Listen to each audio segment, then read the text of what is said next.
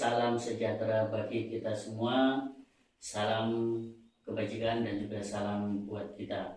Pada kesempatan pagi hari ini kita di Kopi Channel, saat sekarang ini kita akan berbicara dan juga berbincang bersama berkaitan tentang persoalan-persoalan di dunia koperasi dan juga berbicara dalam hal bagaimana penguatan pengembangan gerakan koperasi yang ada di Indonesia, khususnya di Jawa Tengah. Pada kesempatan pagi hari ini kita kedatangan tamu spesial khusus dari pengurus Dekopin. Selamat pagi Pak Darto. Selamat pagi Mas Jayin dan Assalamualaikum warahmatullahi wabarakatuh. Waalaikumsalam warahmatullahi wabarakatuh. Dalam hal ini Pak Darto ini salah satu pengurus Dekopin wilayah Jawa Tengah yang notabene beliau bergerak di bidang ketua bidang pendidikan ya. Ketua bidang pendidikan yang nanti akan coba untuk berkarya bersama, berpikir bersama, berkontribusi bersama dan juga berdiskusi bersama kaitannya dengan dunia koperasi. Gimana Mas Darto kondisi koperasi yang ada di Indonesia khususnya di Jawa Tengah ini kayaknya Mas Darto? Ya, oke, terima kasih Mas Jayin. Kesempatan yang baik ini teman-teman sekalian, bicara koperasi, saya kira memang dinamikanya luar biasa ya. Dan sebetulnya kita berharap sekali, terutama teman-teman generasi muda lah, mahasiswa, pelajar itu mulai sekarang semoga mulai mau melirik dan tertarik syukur bergabung di dunia koperasi. Selama ini memang nggak ada ya anak-anak muda bergerak di situ? Ada, terutama teman-teman Kopma dan lumayan aktif lah. Tetapi saya kira perlu lebih kita intensifkan lagi ya keberadaannya supaya bisa bersinergi, tidak berjalan sendiri-sendiri. Nah, bicara mengenai koperasi, saya kira koperasi ini keberadaannya kan sebetulnya kalau kita tilik dari dasar undang-undang dasar kita sebetulnya kan sangat strategis sekali. Kalau seandainya koperasi itu betul-betul semua pihak itu mendukung, keberadaannya betul-betul akan mempengaruhi, ya mewarnai pertumbuhan ekonomi Indonesia dan itu berbasis pada masyarakat pada umumnya. Sehingga kalau masyarakat pada umumnya tertarik, harapannya yang dicita-citakan koperasi untuk mensejahterakan anggota dan masyarakat itu mestinya nanti setapak demi setapak bisa tercapai. Berarti semua harus tampil ya? Ya, baik itu dari masyarakat, ada lagi mungkin selain masyarakat untuk tampil koperasi? Ya, masyarakat itu kan harus kita petakan, Jayin. Jadi pertama tadi kan generasi muda, ada mahasiswa, ada pelajar, kemudian kalau komponen yang lain ini harus bersinergi, terutama ya dari birokrasi pemerintah. Ya, dalam hal ini mestinya kalau pemerintah daerah itu ya nanti dinas yang membidangi. Ada dinas koperasi itu ya. Nah, kemudian ini juga ada unsur yang juga perlu kita sinergikan, apa dunia akademisi. Akademisi. Nah, ini saya kira harus kita sinergikan dan yang tidak boleh kita tinggalkan pelaku koperasi sendiri. Jadi paling tidak itu ada tiga itulah. Satu pemerintah, kemudian yang kedua akademisi, kemudian yang ketiga adalah pelaku. Ya, pelaku koperasi sendiri. Jadi peran apa yang harus dilakukan oleh pemerintah nih khususnya untuk bisa mengembangkan dunia koperasi kita ya? Jelas pemerintah itu kan sekarang itu pegang kendali dalam arti pegang sumber daya, baik sumber daya manusianya maupun sumber daya anggarannya. Jadi harapan kita dalam rangka menyusun program, sejak dalam menyusun program, unsur-unsur akademisi dan pelaku ini sudah dilibatkan. Melibatkan seluruh unsur dalam penyusunan program. Program. Jangan hanya dilibatkan pada saat pelaksanaan. Sehingga apa? Program-program yang disusun itu harapan kita itu betul-betul melalui assessment. Ya, penelitian dulu bahwa apa sih sebetulnya yang diperlukan oleh gerakan. Jadi sebelum program anggaran pendapatan belanja tahun yang akan datang itu perlu ada rapat dengar pendapat atau kumpul bersama untuk menciptakan sebuah program bersama ya. Betul, sangat betul sekali. Dan siapa yang dilibatkan? Tadi kan ada tiga unsur. Akademisi ya. Akademisi, pelaku, dan jangan lupa komunitas. komunitas. Jadi komunitas ini kan wadahnya gerakan koperasi. Kalau kita mengacu pada Undang-Undang 25/92, di situ ditegaskan bahwa memang sesuai undang-undang itu di Indonesia hanya ada satu komunitas yang diakui oleh pemerintah, yaitu Dikopin. Oke. Nah, Dikopin ini apalagi sudah dasarnya itu tidak hanya disahkan oleh Kumham, tapi malah langsung disahkan oleh Presiden melalui Kepres. Kepres. Nah, jadi kan itu sebetulnya kuat sekali keberadaannya, tapi memang perlu tadi harus sinergi, kolaborasi dengan pemerintah daerah, dengan akademisi, dan dengan gerakan koperasi. Baik, jadi perlu kami sampaikan kepada pemegang pemangku kebijakan khususnya di daerah maupun di provinsi maupun bukan di pemerintah pusat, ketika dalam membuat atau membangun sebuah program yang tadinya untuk pengembangan kebudayaan koperasi, tentunya harus melakukan beberapa unsur untuk membuat program yang benar-benar dibutuhkan oleh masyarakat. Salah satunya adalah harus bersinergi dengan tadi akademisi, kemudian di lingkungan koperasi itu sendiri, dan tentunya jangan lupa dengan komunitas yang ada di gerakan koperasi, dalam hal ini Dikopin ya Mas ya. Baik, tadi kita sudah melepas nih dari sisi pemerintahnya bagaimana harus menciptakan program sinergitas dan juga ngumpul bareng bahasanya dengan beberapa pemangku sehingga akan menjadi sebuah program yang baik dan juga berkualitas. Nah, ini kemudian peran selanjutnya adalah peran akademisi. Apa yang perlu dilakukan oleh peran para akademisi untuk bisa membangkitkan gerakan koperasi itu Mas? Ya. Jadi secara bersama-sama akademisi, Dikopin, gerakan, terus pemerintah daerah atau dinas terkait tadi, paling tidak itu ada 3 hal yang dilakukan. Yang pertama adalah 3C. Pertama adalah edukasi. Kemudian yang kedua adalah fasilitasi, dan yang ketiga adalah advokasi. Nah, ini kita sebut dengan 3C. Tetapi 3C ini sepertinya belum cukup lah. Kita harus tambah lagi 3 tip. Apa itu? Ya, pertama adalah kreatif. Oke. Yang kedua adalah inovatif, dan yang ketiga adalah kolaboratif. Oke. Ya, jadi kalau 3C dan 3 tip ini bisa kita lakukan secara bersama-sama, saya yakin keberadaan koperasi lambat laun akan mengalami kemajuan. Dari 3 elemen tadi itu melakukan sebuah proses kolaborasi, fasilitasi, dan edukasi ya, untuk melakukan sebuah proses bersama. Tentunya edukasi ini dilakukan oleh teman-teman akademisi untuk bisa menciptakan sebuah potensi mengembangkan intelektual khususnya di bidang knowledge untuk mengenalkan juga pengembangan di dunia koperasi perkoperasian, sehingga wacana-wacana tentang koperasi tetap berkembang dan juga menyeluruh terhadap kebutuhan-kebutuhan yang dilakukan oleh dunia koperasi.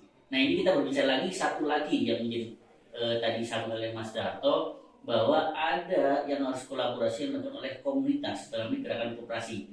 Khususnya dalam konteks gerakan koperasi tadi disampaikan Pak Darto adalah Dewan Koperasi Indonesia atau Dikopin. Dikopin ini tadi disampaikan sebuah wadah tunggal di gerakan koperasi yang dimaksud dalam Undang-Undang Nomor 25 Tahun 92 sebagai wadah tunggal plus diwujudkan dalam bentuk kepres ya Mas ya. Kira-kira nih apa sih sebenarnya Dikopin ini dan fungsinya kayak apa Mas? Tadi sudah kami sampaikan di awal, kalau fungsi perannya itu adalah 3C dan 3 tip. Ya, tetapi Dikopin tidak bisa bekerja sendiri, harus menggandeng unsur-unsur yang tadi saya sebutkan. Nah, kemudian kalau apa sih manfaatnya? Manfaatnya untuk gerakan koperasi terutama karena ini wadah tunggalnya gerakan koperasi. Manfaatnya adalah tentu saja yang pertama adalah sebagai wadah penyalur aspirasi. Wadah penyalur aspirasi koperasi. Betul. Sehingga satu contoh ini baru saja ini ada pembahasan rancangan undang-undang perubahan undang-undang koperasi 92. Nah, inilah kesempatan Dikopin itu ambil peran. Ya,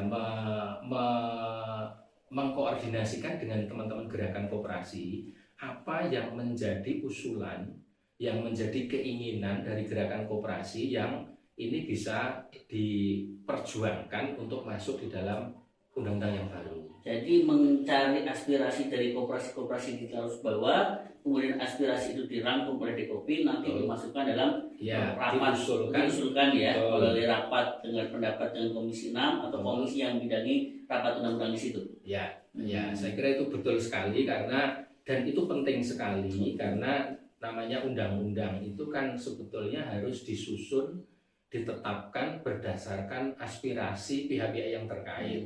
Apalagi ini undang-undang koperasi ya memang seharusnya mendengarkan aspirasi dari gerakan koperasi. Baik. Nah, karena gerakan koperasi itu tersebar seluruh tanah air Indonesia, maka satu-satunya jalan adalah melalui komunitas atau organisasi tunggalnya yaitu di Kopin. Tidak bisa dalam konteks satu koperasi kemudian menyuarakan suaranya dalam satu tempat khusus di Ngapunten untuk konteks pembahasan undang-undang di DPR. Ya. Kemudian koperasi akan berebut ya. Tentunya ada sebuah wadah tadi di Kopin sendiri untuk bisa melakukan di situ ya. Ya, sebetulnya bisa, tetapi akan lebih efektif kalau suara ini disinergikan, disatukan, sehingga aspirasi itu betul-betul melalui wadah tunggalnya, dan itu otomatis mewakili. Baik, itu Ya. konteks fungsi di Kopin dalam konteks memfasilitasi ya Betul. kebutuhan di koperasi. Kira-kira ada lagi Mas peran di Kopin dalam Ya. konteks dunia pendidikan atau sebagainya? Ya, lah.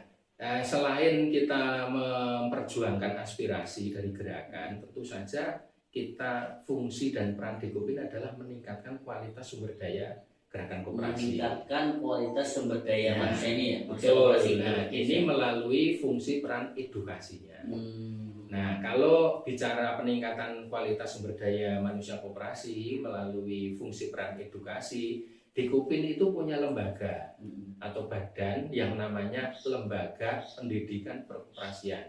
Lembaga Pendidikan Perkoperasian. Nah, ini betul-betul digawangi oleh teman-teman yang memang dia punya fashion di situ.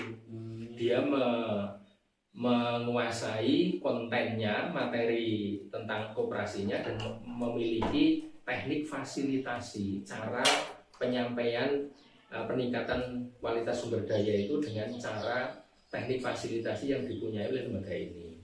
Ini melakukan pendidikan di lingkungan koperasi itu sendiri dengan teknik yang dimiliki oleh lembaga pendidikan koperasi itu sendiri.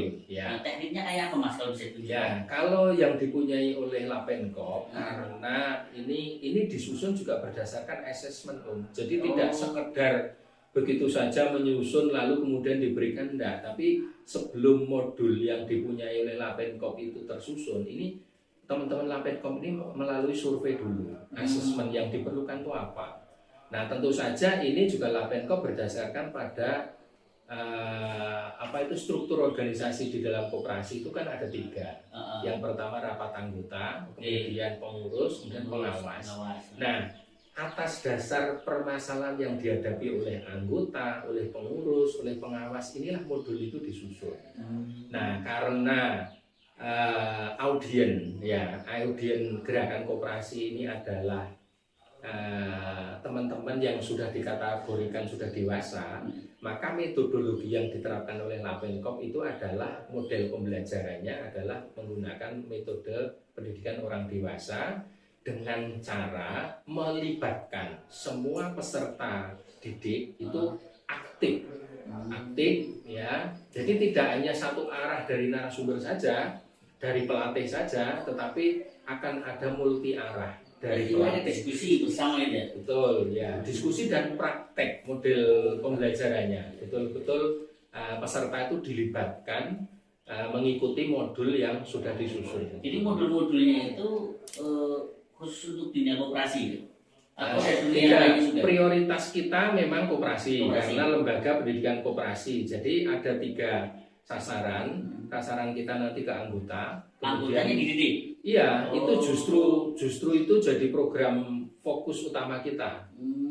Kenapa demikian? Karena begini, mungkin sebagian dari anggota sendiri selama ini tidak menyadari bahwa mereka lah sebetulnya pemilik koperasi itu. Nah, memang kadang-kadang ini menjadi hal yang menarik bagi kita, Om. Selama ini kan sebutannya adalah anggota. Padahal mindset kita, kalau kita bicara anggota, itu adalah seakan-akan mereka adalah sekelompok orang yang hanya menjadi pelengkap saja. Anggota itu kan hanya pengikut pelengkap saja. Padahal kalau bicara anggota di dalam koperasi, mereka itu adalah pemilik. Sebagai pemilik ya. Sebagai pemilik koperasi. Nah, di satu sisi kadang anggota tidak sadar bahwa tanggung jawab seorang pemilik itu adalah harus mengambil peran yang sedemikian besar. Di sisi lain kadang-kadang pengurus pengawas sendiri juga kurang begitu konsen untuk memberikan porsi peningkatan pengetahuan koperasi pada anggota. Menarik ini. Jadi konteks di dunia koperasi kita ini kadang yang terjadi anggotanya tidak sadar bahwa dirinya itu adalah pemilik koperasi itu sendiri. Betul. Yang membesarkan atau tidaknya koperasi anggota itu sendiri. Harusnya. Ini bagi teman-teman dunia koperasi khususnya di anggota, ini memang kondisi objektif di lapangan. Kadang anggota-anggota kita itu masih apatis terhadap koperasi, benar ya? Karena mereka tidak tahuan terhadap dunia koperasi sendiri dan juga ketidaktahuan terhadap peran mereka sebagai pemilik dan juga sebagai pengguna koperasi. Nah, inilah fungsi Lapenkop di situ ya Pak Darto ya. Jadi Lapenkop ini memfungsikan anggota untuk bisa memiliki kemauan dan juga kemampuan menjadi seorang koperasiwan atau misalnya sebagai seorang yang memahami dalam dunia koperasi. Itu nanti bisa dilakukan dididik oleh Lapenkop. Ini bagi koperasi-koperasi kita nih khususnya di Jawa Tengah. Di Jawa Tengah sudah ada ya Lapenkopnya Mas Darto ya? Ya, sudah ada, udah lama, tapi sempat vakum Om. Nah, tapi ini sudah kita mulai lagi dengan kita awali yang namanya pelatihan pemandu koperasi. Pelatihan pemandu koperasi. Nah, pemandu koperasi ini nanti mereka akan menjalankan fungsi perannya memandu. Ada berapa pemandu nih khususnya di Jawa Tengah totalnya? Kalau kita total dengan yang terbaru ini ya mungkin sekitar 80-an ada. Ada 80 pengajar atau pemandu koperasi yang siap mendidik anggota-anggota koperasi yang ada di Jawa Tengah.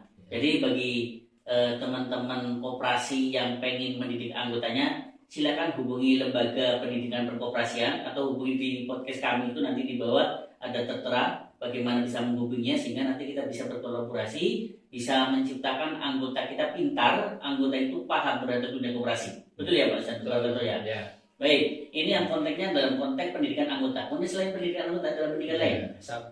Selain pendidikan anggota, tentu saja kita juga menyiapkan modul untuk pendidikan pengurus. Pengurusnya juga ada dididik? Harus, karena begini Om, kalau anggota nanti sudah dididik, pengurus harus siap menyikapi dinamika anggota. Ya, kalau anggota sudah dididik lalu sadar mereka bahwa sebagai pemilik itu kan harus melakukan banyak hal. Satu, mereka harus lebih sadar untuk meningkatkan peran mereka untuk memodali koperasi.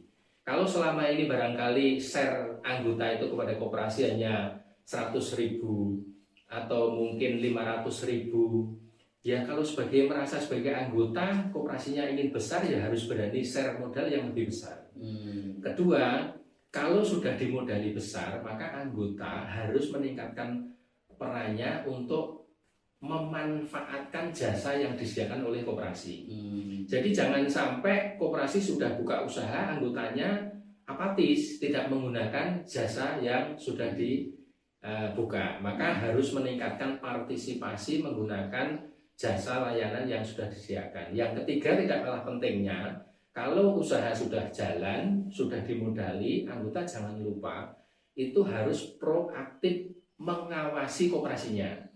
Walaupun di dalam koperasi struktur itu ada badan pengawas, tetapi peran anggota sangat-sangat diperlukan untuk aktif juga melakukan pengawasan terhadap koperasi. Sangat penting sekali. Dan anggota itu harus pintar. Harus pintar dan harus peduli. Ya, ini sebuah potensi yang bisa dilakukan agar koperasi-koperasi Jawa Tengah ini bisa berkarya. Ya tentunya Lapenkop inilah kita fungsikan perannya untuk bisa mendidik anggota-anggota koperasi kita. Kemudian tadi pengurus juga ada pola pendidikan untuk pengurus yang notabene juga untuk mendidikan peran serta pengurus ketika anggotanya pintar, masa yang ngurusin nggak pintar. Ini yang menjadi catatan juga, pengurus juga ada di Lapenkop. Selain pengurus pengawas ada lagi Mas Darto? Ya, pengurus pengawas pengelola. Pengelola juga ya. Kemudian kita juga ada untuk kelompok strategis. Satu contoh untuk pembina koperasi. Itu Lapenkop punya modul. Jadi sasarannya adalah membuka mindset, membuka wawasan pembina koperasi itu agar dalam membina koperasi itu juga tepat. Itu ada. Kemudian kelompok strategis mana lagi? Kelompok strategis umpamanya ibu-ibu PKK. Ini luar biasa kalau seandainya selama ini mereka sudah melakukan kegiatan prakoperasi seperti simpan pinjam, tetapi belum terbentuk badan hukum koperasi. Nah, ini perlu kita sadarkan agar apa, aktivitas mereka itu mempunyai payung hukum. Payung hukum namanya badan hukum koperasi. Ini potensinya luar biasa. Selama ini kan yang terjadi ibu-ibu PKK itu ngadain arisan itu kan. Arisan. Kemudian urusan dan itu umumnya sebetulnya udah koperasi. Iya betul. Itu saya juga sering pinjam itu saya itu. Istri saya untuk kepentingan kebutuhan rumah tangga juga kadang melalui BPKK gitu kan. Dan juga lumayan juga setiap tahun itu ada nilai keuntungan juga 10% melalui ibu PKK. Itu juga bisa dilakukan sebagai koperasi ya. Itu justru itu sudah prakoperasi dan itu perlu kita arahkan. Karena apa? Itu justru langsung berhubungan dengan kebutuhan sehari-hari rumah tangga kita. Kalau kebutuhan sehari-hari itu bisa kita wadahi, lalu kita manage dengan manajemen, saya kira itu nanti malah justru potensinya besar sekali untuk kita kembangkan. Baik, ini banyak hal yang kita baru tahu dalam dunia koperasi kita. Ternyata fungsi peran keberadaan bagaimana meningkatkan pengembangan sumber daya manusia, pengembangan sumber daya anggota itu ada yang melakukannya. Sebuah lembaga yang namanya Lembaga Pendidikan Berkoperasi di bawah Dekopin ya Pak Darto ya. Di bawah Dekopin ini benar-benar memberikan peran fungsinya untuk melakukan pendidikan dan pelatihan bagi gerakan koperasi, khususnya di dunia masyarakat, baik itu koperasi produksi, koperasi konsumen maupun koperasi jasa dan sebagainya. Jadi kami berharap nantinya tentunya dengan adanya podcast dengan Pak Darto ini kita bisa mampu untuk menciptakan sinergitas bersama antara gerakan koperasi dan juga dunia koperasi itu sendiri. Kalau koperasi ingin maju, tentunya anggotanya harus dididik. Kalau koperasinya maju, tentunya pengurusnya juga harus dididik. Kalau koperasinya maju, semuanya harus pintar, pengurus, pengawas maupun anggota. Tentunya bagaimana pengalaman anggota di sini, tentunya ada sebuah lembaga yang namanya Lapenkop. Nah, inilah Lapenkop yang nanti akan mewujudkan peran sertanya untuk meningkatkan peran anggota untuk bisa berkarya lebih baik untuk dunia koperasi. Terima kasih Pak Darto atas waktunya yang kita bisa sharing bersama. Nanti kita juga ingin undang lagi Pak Darto bagaimana hal lain untuk bisa kita bicara masalah dunia koperasi. Mungkin ada kata-kata terakhir dari Pak Darto untuk bisa disampaikan dalam podcast hari ini. Ya, sebagai closing statement, saya sendiri mengusulkan kepada pihak-pihak yang sekarang sedang dalam menyusun rancangan undang-undang koperasi. Saya usul satu saja, nama anggota itu dirubah jadi pemilik. Pemilik. Kita membayangkan Om J, komisaris di perusahaan, itulah yang berwenang mutlak. Kalau komisaris sudah menetapkan keputusan, semua direksi semua akan tunduk. Nah, sama di dalam koperasi, mindset kita anggota itu kan sebagai pelengkap pengikut saja, gantilah sebagai pemilik, sehingga akan mengambil peran yang dominan sebagai pemilik, kemudian anggota betul-betul memberikan satu warna terhadap pengembangan koperasi Indonesia. Baik, itu saja saya kira yang sebagai penutup. Saya kira kedepannya yang lebih penting adalah action kita. Oke, terima kasih. Terima kasih Mas Darto atas waktunya datang ke podcast ini. Depan kita pengen undang lagi Pak Darto. Mungkin lain waktu kita akan bisa bersama-sama lah untuk mewujudkan sebuah potensi agar gerakan koperasi bisa mandiri, bisa kuat dan juga berdaya saing. Siap berkolaborasi. Terima kasih Pak Darto. Kurang lebihnya minta maaf. Teman-teman semuanya, kita tetap harus bergerak untuk pengembangan gerakan koperasi. Di sini adalah wadah podcast channel Dekopin yang notabene siapapun pengen berbicara bersama tentang dunia koperasi, ayo bareng-bareng di sini kita membuka peluang lebar-lebar. Siapa yang pengen berperan, pengen diskusi berjalan dalam dunia koperasi, yuk melalui channel Dewan Koperasi Indonesia Provinsi Jawa Tengah, melalui channel yang nanti akan kita tampilkan di layar kita ini. Terima kasih, kurang lebih minta maaf. Assalamualaikum warahmatullahi wabarakatuh. Waalaikumsalam warahmatullahi wabarakatuh.